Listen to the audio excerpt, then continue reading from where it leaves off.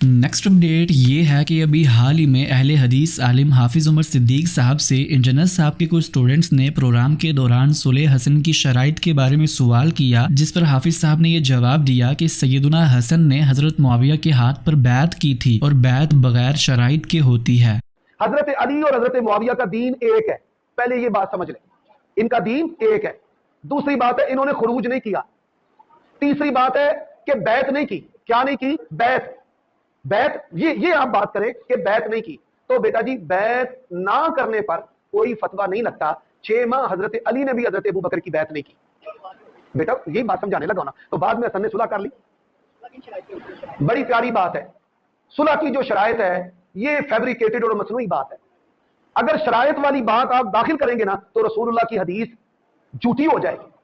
سن لیں، اللہ کے نبی علیہ السلام نے فرمایا میرا یہ بیٹا سردار ہے، مسلمانوں کے 2 گروہوں میں شرائط کے ساتھ صلح کرائے گا۔ یہ لفظ حدیث میں ہے جی، بڑی پیاری بات ہے، ماشاءاللہ بچہ بڑا انصاف والا ہے، کہتا نہیں یہ لفظ حدیث میں نہیں ہے۔ نبی علیہ السلام نے فرمایا میرا یہ بیٹا سردار ہے، مسلمانوں کے 2 گروہوں میں صلح کروائے گا۔ اب رافضیوں نے یعنی اہل تشیع کے اندر یہ چیز پیدا ہوئی کہ حضرت حسن کو کیونکہ انہوں نے صلح کر لی، بیعت کر لی حضرت معاویہ کے ہاتھ پر، تو انہوں نے کہا کہ یہاں حضرت حسن کو بچانے کے لیے فتوی کفر سے، شیعہ کے فتوی کفر سے یا عقیدہ امامت، اس کو بچانے کے لیے انہوں نے شرائط والی بات گھڑی ہے۔ کیا بات گھڑی ہے؟ شرائط والی بات گھڑی ہے۔ اب ذرا سنیں، میں اس پر آپ کو ایک دلیل پیش کرنے لگا ہوں۔ مثال کے طور پہ آپ کی میری شرط طے ہوتی ہے حافظ صاحب آپ نے مسجد والے چونک سے آگے نہیں آنا، ایسے ہی شرط طے ہو گئی، میں مر جاتا ہوں یا آپ فوت ہو جاتے ہیں، ہم میں سے کوئی فوت ہو جاتا ہے، میں جاتا ہوں تو آپ کا بیٹا کہے گا بھائی یہ تو نے لکھ کر دیا ہے، شرط طے کیا ہے، تو ادھر کیا لینے آیا ہے؟ ایسے ہی ہے نا، سمجھ آئی؟ حضرت حسن کے بیٹے نے، حسین کے بیٹے نے، زین العابدین نے، باقر نے، رضا، موسیٰ کاظم، امام جعفر نے کسی نے کہا ہو کہ معاویہ صاحب تساں تے شرطاں نہ صلح کیتی ہے لہذا تساں شرطاں توڑ دیتی ہیں؟ بھائی انہوں نے بیعت کیا بیٹا۔ ایک بات سمجھیں، یہ صلح نہیں ہے صرف، شیعہ کہتے ہیں کہ صلح ہے، مرزا صاحب بھی کہتے ہیں صلح ہے، یہ صرف صلح نہیں ہے، یہ بیعت ہے۔ حضرت حسن نے حضرت معاویہ کے ہاتھ پر بیعت کی ہے۔ با یبیع، بیع کا معنی ہوتا ہے اپنے آپ کو بیچ دینا، بیعت کا معنی کیا ہوتا ہے؟ بیچ دینا۔ حضرت حسن نے حضرت معاویہ کے ہاتھ پر بیعت کی ہے، صرف صلح نہیں کی۔ سمجھ آئیے؟ اس کو لکھ لے، اس کا جواب لانا ہے کہ اگر شرائط تھی، کبھی شرائط پر بھی بیعت ہوتی ہے۔ نیکسٹ اپڈیٹ یہ ہے کہ آخرکار بریلوی اور دیوبندی مکتبہ فکر کے مابین ہونے والے مناظرے کے حوالے سے فائنلی ساجد نقشبندی کی ویڈیو کے بعد مفتی راشد محمود رضوی صاحب نے اپنا رسپانس دیا۔ مفتی صاحب نے یہ فرمایا کہ مولانا ساجد خان نقشبندی صاحب کا مناظرے کے لیے ڈیفرنٹ شرائط بیان کرنا یہ دراصل مناظرے سے فرار اختیار کرنا ہے۔ چاہیے تو یہ تھا کہ ساجد خان دیوبندی اس کے جواب میں تاریخ اور وقت کا تعین ہماری مشاورت کے ساتھ کرتا اور کہتا کہ ہاں ٹھیک ہے میں اپنے اکابر کی ان عبارات کا دفاع کرنے کے لیے تیار ہوں، لیکن ساجد خان دیوبندی نے فرار اور بھاگنے کے مختلف ہیلے بہانے اختیار کیے۔ پھر کہا کہ انہوں نے آن لائن دعوت دی ہے، میں آن لائن مناظرہ نہیں کروں گا۔ بھائی کیوں نہیں کرو گے؟ کہتا جی آن لائن کیا ہوتا ہے؟ آن لائن مناظرہ ہم نے تو نہیں دیکھے آن لائن مناظرے ہوتے۔ یہ آن لائن مناظرہ ہوگا، یہ آن لائن کون سا مناظرہ ہوتا ہے میرے بھائی؟ ہم نے تو کوئی آن لائن مناظرہ تک نہیں دیکھا نہ سنا۔ تو ساجد خان صاحب ذرا باہر نکلیں، سوشل میڈیا کی دنیا دیکھیں بری پڑی ہے، یوٹیوب پہ، فیس بک پہ سینکڑوں مناظرے اہل سنت و جماعت کے باقی بد مذہبوں کے ساتھ، مسلمانوں کے قادیانیوں کے ساتھ، حتیٰ کہ ایتھیسٹ کے ساتھ انٹرنیشنل سطح پہ ڈیبیٹس ہوتی ہیں سوشل میڈیا پہ۔ تم کس دنیا میں رہتے ہو؟ تو سوشل میڈیا پہ آن لائن مناظرے ہوتے ہیں، تم کہتے ہو کہ ہم نے کبھی دیکھے نہیں ہیں۔ تو اب یہ راہ فرار اختیار کرنے کا جو ایک ان کے پاس جو ہے وہ بہانہ تھا، کہا کہ میں آن لائن نہیں کروں گا، جبکہ آن لائن مناظرے ہوتے ہیں۔ کیوں اس لیے آن لائن سے بھاگ رہے ہیں؟ انہیں پتا ہے کہ آف لائن مناظرہ ہونا کوئی نہیں، بالمشافہ قانون نافذ کرنے والے ادارے، انتظامیہ اس کی اجازت دے گی نہیں، اس لیے ہم آن لائن سے انکار کر دیتے ہیں۔ اور یہ جو تم نے کہا کہ 100 سال سے مناظرے ہوتے آئے ہیں، کس موضوع پر؟ کس موضوع پر تمہارے علماء دفاع کرتے ہیں؟ اسی موضوع پر دفاع کرتے ہیں کہ دیوبندیوں کی یہ عبارات گستاخانہ نہیں ہے، کفریہ نہیں ہے۔ کب سے؟ 100 سال سے۔ ہم کہتے ہیں 100 سال سے مناظرے ہوتے رہے، مباحثے مکالمے ہوتے رہے، تو کیوں نہ ہو کہ ایک فائنل ہو جائے اور ایک فائنلی مناظرہ تمہارے ساتھ ہو جائے، اور اس وقت انٹرنیشنل سطح پہ پوری دنیا کے اندر انٹرنیٹ کے ذریعے پتہ چل جائے گا، واضح ہو جائے گا کہ ہاں دیوبندیوں کی یہ عبارات یقیناً گستاخانہ اور کفریہ ہیں، جن کا دیوبندی 100 سال سے دفاع ناکام کرتے رہے ہیں، لیکن اس کا دفاع نہیں کر سکے۔ یہ تم نے خود مانا ہے کہ 100 سال تک کسی موضوع پر مناظرے ہوتے رہے، اب جا کے جان چھڑانے کے لیے تم نے کہا کہ ہم نے اس موضوع پر ہم قبول کرتے ہیں، لیکن شرط یہ ہے کہ پہلے احمد رضا کے کفر و ایمان پر اور سچے اور جھوٹے ہونے پر مناظرہ ہوگا، اور اس پر مناظرہ، اس پر گفتگو ہوگی کہ احمد رضا اس صدی کا سب سے بڑا گستاخ ہے۔ تم نے یہ کہا گفتگو احمد رضا خان صاحب بریلی کے ایمان پر، گفتگو اس کے جھوٹے سچے ہونے پر، گفتگو اس کے ایمان اور کفر پر، گفتگو اس پر ہوگی کہ اپنی اس صدی میں سب سے بڑا اللہ اور اس کے رسول صلی اللہ علیہ وسلم کا گستاخ مولانا احمد رضا خان صاحب ہیں۔ سوال یہ پیدا ہوتا ہے کہ تم نے یہ جو اپنی جان چھڑانے کے لیے بات کر دی کہ احمد رضا اس صدی کا سب سے بڑا گستاخ ہے، اس صدی کا پوری صدی کے اندر سب سے بڑا گستاخ جس کو قرار دے رہے ہو تمہارے اکابرین کو پتہ نہیں چلا، جن کے اوپر اعلیٰ حضرت امام اہل سنت رحمۃ اللہ تعالی علیہ نے شریف فتویٰ دیا، ان کے اقوال، ان کی تحریریں، ان کے بیانات اٹھا کے دیکھو، وہ تو احمد رضا کو مولانا کہتے ہیں۔ یہ تمہیں آگے پتہ چلا کہ احمد رضا صدی کا سب سے بڑا گستاخ ہے معاذ اللہ؟ تو یہ سارے فرار کے بہانے ہیں، یہ صرف بھاگنے کے بہانے ہیں، کیونکہ ان کے پاس اپنے اکابر کی ان گستاخانہ اور کفریہ عبادات کا کوئی دفاع موجود مفتی نہیں۔ صاحب کی اس ویڈیو کے کچھ گھنٹے بعد ہی دیوبندی عالم مولانا ساجد خان نقشبندی صاحب نے مفتی صاحب کی اسی ویڈیو پر رسپانس کیا۔ میں چاہتا ہوں کہ آپ بھی میرے ساتھ ان کی یہ ویڈیو ضرور دیکھیں۔ میں اب بھی کہتا ہوں، اپنے دعوے پر اب بھی میں قائم ہوں، میں پوری بریلی ذریت کو چیلنج دیتا ہوں کہ مجدد بدعات کے کفر اور ایمان پر مجھ سے مناظرہ کر لے، خدا کی قسم تم موت کے فرشتے کو گلے لگا سکتے ہو لیکن اس موضوع پر ساجد خان نقشبندی کے سامنے بیٹھ نہیں سکتے۔ آگے سنیے کیا کہتا ہے۔ میں مباحثہ کرنے کے لیے تیار ہوں، پہلے تم یہ کہتے تھے میں پوری بریلویت کو چیلنج ہے، یہ زہر کا۔ یہی میں کہتا ہوں کہ آؤ احمد رضا خان کے کفر ایمان پر ہم سے بات کرو، آؤ احمد رضا خان کے دین و ایمان پر ہم سے بات کرو، آؤ احمد رضا خان نے اللہ اور اس کے رسول کو معاذ اللہ ثم معاذ اللہ ثم معاذ اللہ ننگی گالیاں دی ہے، آؤ اس صدی کے سب سے بڑے کذاب، سب سے بڑے دجال اور سب سے بڑے بے ایمان پر ہم سے بات کرو۔ اب تم بہانے بنا رہے ہو، اب تم ہیلے بہانے کر رہے ہو۔ تو بھائی صاحب یہ جو میرے فرار کے لیے جو دلائل آپ دے رہے ہیں نا، بس اس میں تھوڑی سی ترمیم کر کے اس میں راشد رضوی کا نام ڈال دے تو بعینی آپ کی ساری باتوں کا جواب ہو جائے گا۔ خواہ مخواہ ہمیں بھی تنگ کریں کلپ کھیل کر، اور آپ کا تو خیر دندے کلپ کرنا ہے، آپ اس کمرے سے کبھی باہر نکلے ہوں گے تو کچھ کریں گے نا، آپ کو تو کوئی ناظر کے ختم پر نہیں بلاتا، تو آپ کا تو کام یہی ہے ہمارا وقت کم سے کم ضائع نہ کریں فضول باتوں کے اندر۔ پھر کہتے ہیں ساجد خان کہتے ہیں آن لائن مناظرہ کیا ہوتا ہے؟ آن لائن تو ہم نے نہیں دیکھے مناظرے کہ آن لائن کیا ہوتے ہیں، اور بابا آپ سے گلا نہیں ہے جن کے آلات مکے اور مدینے میں بیٹھ کے دجل و فریب کریں اور اگلے کی بات کو سیاق و سباق سے کاٹ کر پیش کریں، آج کے اگر ان کی ضروریت یہ دجل و فریب نہ کریں تو وہ حلالی رضاخانی کیسے کھلائیں گے؟ میں نے کہا میں نے کوئی دیوبندی بریلی مناظرہ آن لائن نہیں دیکھا، یہ میں نے کہا۔ باقی ایتھس کرتے ہیں، قادیانی کرتے ہیں، اس کا عذر ہے۔ قادیانی اس لیے آن لائن مناظرہ کرتے ہیں، ایتھس اس لیے آن لائن مناظرہ کرتے ہیں کہ مسلمانوں سے ڈرتے ہیں کہ اگر ہم سامنے بیٹھے تو مسلمان ہمیں پھانسی پہ چڑھا دے، ہمیں اپنی جان کا خطرہ ہے، اور وہ مناظرے پاکستان میں ہوتے بھی نہیں ہیں، ورنہ مولانا عبد الرحمان بابا صاحب کا خود لندن کے اندر دو بدو مرزائیوں کے ساتھ مناظرہ موجود ہے۔ آپ اقرار کر دیں کہ مجھے ساجد خان کے سامنے بیٹھنے پر موت کا ڈر ہے، موت کا خوف ہے، علمی طور پر بھی موت کا خوف ہے، مسلکی طور پر بھی موت کا خوف ہے، اور جان کا بھی خوف ہے۔ تو آگے دیکھ لیں گے۔ پھر آگے کہتے ہیں جی ساجد خان کو بھی پتہ ہے کہ ملکی حالات اور جو بھی اس کا مفہوم سنان اور سیکورٹی ادارے ہمیں اجازت نہیں دیں گے۔ کس نے کہا ادارے اجازت نہیں دیں گے؟ پنجاب میں صورتحال ہے نا، سندھ کے اندر تو صورتحال نہیں ہے، کے پی کے میں تو صورتحال نہیں ہے، بلوچستان میں تو صورتحال نہیں ہے۔ آپ ہمارے کراچی کے اندر آئیں، میں اس تمام چیزوں کی ذمہ داری میں لیتا ہوں۔ کراچی کے اندر میں اس تمام آپ کے امن کی، تمام قسم کے امن کی، خدا کی قسم آپ کو کوئی ہاتھ بھی لگا سکے گا، میں ذمہ داری لیتا ہوں۔ کراچی میں نہیں آ سکتے تھی جو آپ کے اندر نہیں مجھے پتا ہے، تو آپ کے پی کے اندر اپنا کوئی مدرسہ منتخب کر لیں، اپنا کوئی مرکز منتخب کر لیں اور ہمیں سیکورٹی کی ذمہ داری دے دیں۔ خدا کی قسم مدرسہ آپ کو کے پی کے اندر، اور وہاں احمد رضا خان صاحب کا کفر اجماع ساجد خان بیان کرے گا۔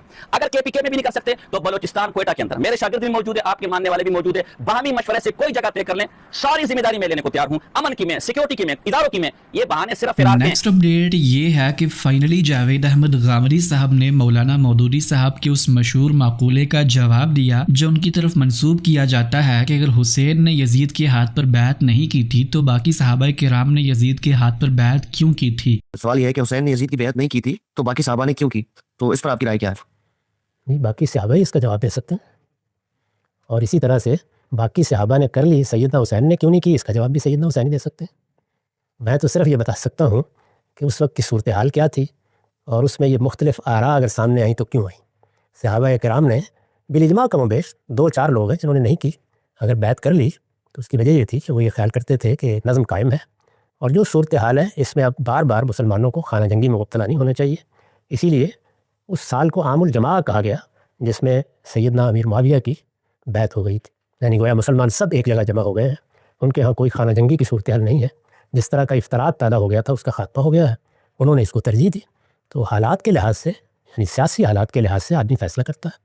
سیدنا حسین نے نہیں کی، ان کا حق تھا، کسی بھی آدمی کا حق ہے کہ وہ کسی حکومت کو تسلیم کرنے یا قبول کرنے سے انکار کر دے، یہ حق آج بھی حاصل ہے، یہ حق اس زمانے میں بھی حاصل تھا۔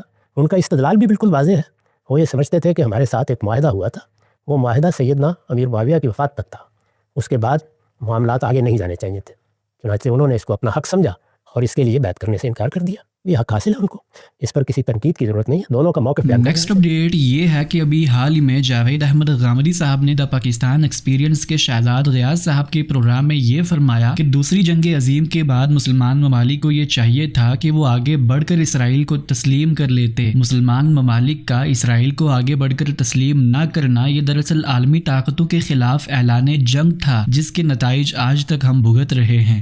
ہمیں ابھی یہ فیصلہ کرنا تھا کہ ہم جو چیزیں کھو چکے ہیں ان کو دوبارہ کیسے حاصل کریں، اپنی طاقت کیسے بحال کریں۔ ہمارے لیے اصل کرنے کا کام یہ تھا، اس میں ہمیں ایک موقع چاہیے تھا، یہ موقع صرف ایک صورت میں مل سکتا تھا، اور وہ یہ کہ آپ آگے بڑھ کر اسرائیل کو قبول کر لیتے، اس کے بغیر یہ مل ہی نہیں سکتا تھا۔ جب آپ نے اس کو ماننے سے انکار کر دیا پھر وہی کچھ ہونا تھا جس کی آپ تصویر کشی کر رہے ہیں۔ تو میں تو بات وہاں شروع کرتا ہوں، مجھ سے جب یہ پوچھا گیا تو میں نے اس کا جواب دیا تھا، اور وہ جواب آپ نے سنا ہوگا، مجھ سے پوچھا تھا ایک صاحب نے اسی طرح انٹرویو کرتے ہوئے کہ تمہارے خیال میں مسلمانوں کو کیا کرنا چاہیے، تو میں نے یہ کہا تھا اسی وقت تسلیم کر لینا چاہیے، تسلیم کر کے اپنے لیے لائے عمل بنانا تھا۔ جب آپ تسلیم نہیں کریں گے تو اعلان جنگ ہو گیا۔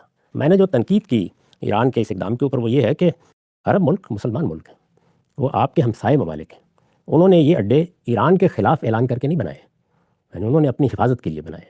کیوں حفاظت کے لیے بنائے؟ ان کے پاس بے پناہ دولت آ گئی تھی تیل کی صورت میں، اور ان کی حکومتیں اس قابل بھی نہیں تھیں کہ اگر بلوچستان سے کچھ قبائلی حملہ کر دیتے تو مقابلہ کر سکتی، عالمی سطح پر دنیا کی بڑی طاقتوں کی نظر اس پر ہو سکتی تھی، تو انہوں نے اپنی حفاظت کا بندوبست کیا۔ اس سے آپ تنقید کریں، اس کے بارے میں آپ جو کہنا چاہیں کہیں، ان اڈوں کی بنیاد پر حملہ آور ہو جانا، اس کے بارے میں پھر وہی عرض کرتا ہوں کہ یہ اقدامات جب کیے جاتے ہیں تو اس وقت ایسی باتیں کہنی آسان ہوتی ہیں۔ جس وقت طالبان کی ہم سرپرستی فرما رہے تھے کوئی میری بات نہیں سنتا تھا، اس کے پھر نتائج نکلے ہیں۔ ایران کو بھی اصل میں ان حملوں کے اب نتائج بھگتنے ہیں، اور یہ اس پورے خطے کو بھگتنے ہیں، اور شرق اوسط کو بھگتنے ہیں، اور مسلمانوں کی پوری جمعیت کو بھگتنے ہیں۔ جیسے جیسے یہ نتائج نکلیں گے پھر آپ مجھے یاد کیا کریں گے۔ پر سر آپ نے جو رول بک بنائی ہے کہ آپ اپنے آپ کو اس ایکول یا ایکول نہیں بھی تو لڑنے کے قابل کریں، تو ایران نے تو وہ سب کر کے ایک اگر تو آج سیز فائر ہو جاتا ہے، بیشتر اسکالرز دنیا کے یہی آرگیو کریں گے کہ امریکہ ہارا ہے۔ جس طرح بھلے ویتنام میں انہوں نے جتنے بھی لوگ مارے ہوں، تاریخ تو یہی کہتی ہے کہ ویتنام جیتا تھا کیونکہ وہ امریکہ اپنے جو مقاصد ہے پورے نہیں کر سکا تھا۔ تو ایران اگر روک لیتا ہے ایران اپنے مقاصد پورے کرنے کے لیے، اور پھر کوئی نہ کوئی ڈیل ہو جاتی ہے جس کے تحت ان کی سالمیت برقرار ہو جاتی ہے، تو آپ نے جو ساری رول بک بنائی ہے وہ تو ایران نے فالو کر کے کر لیا۔ نہیں، ایسا نہیں ہے میرے عزیز۔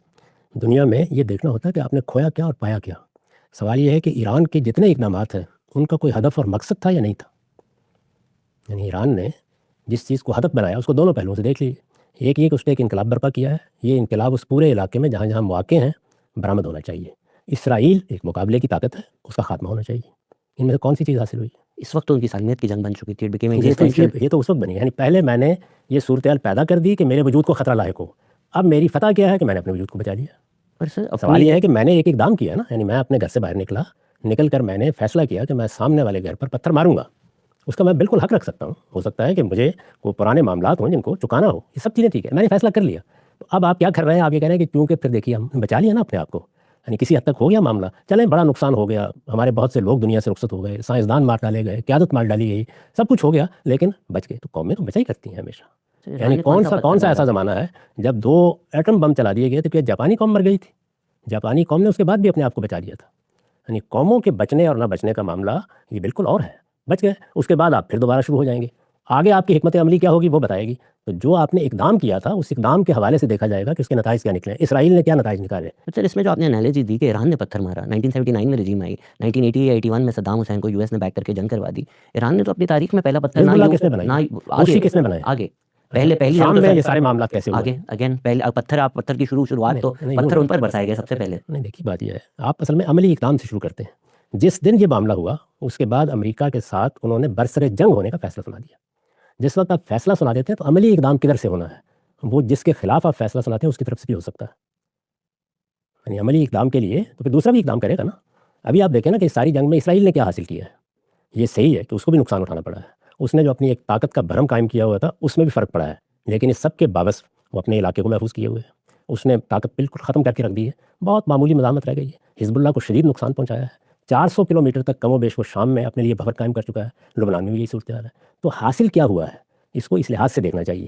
یعنی یہ جو طریقہ ہے یہ ہو سکتا ہے کہ لوگوں کے لیے قابل قبول ہو، لیکن میرے نزدیک یہاں سوال یہ ہوتا ہی نہیں ہے کہ آپ کو حق حاصل تھا یا نہیں۔ بھائی حق تو حاصل ہے، ہر آدمی کو حق حاصل ہے کہ وہ اپنا اقدام کرے جس کو وہ صحیح سمجھتا ہے۔ وہ فلسطین کے لوگوں کو بھی حق حاصل ہے، ان کے ملک میں ایک دوسری قوم آ کے بیٹھ گئی ہے، وہ مزاحمت کر رہے ہیں، تو یہاں حق نہ حق کا سوال نہیں ہے، سوال یہ آپ نے حکمت عملی کیا بنائی۔ نیکسٹ اپڈیٹ یہ ہے کہ ابھی حال ہی میں حافظ محمد زبیر صاحب نے سلفی مکتبہ فکر کے اندر موجود تقلید کو ایکسپوز کیا۔ انہوں نے یہ فرمایا کہ غلام مصطفیٰ ظہیر امن پوری صاحب کا یہ کہنا کہ ہم قرآن کی 1000 آیات کے مقابلے میں اپنے سلف کے ایک قول کو ترجیح دیں گے، یہ سلفی مکتبہ فکر کی تقلید کو ظاہر کرتا ہے۔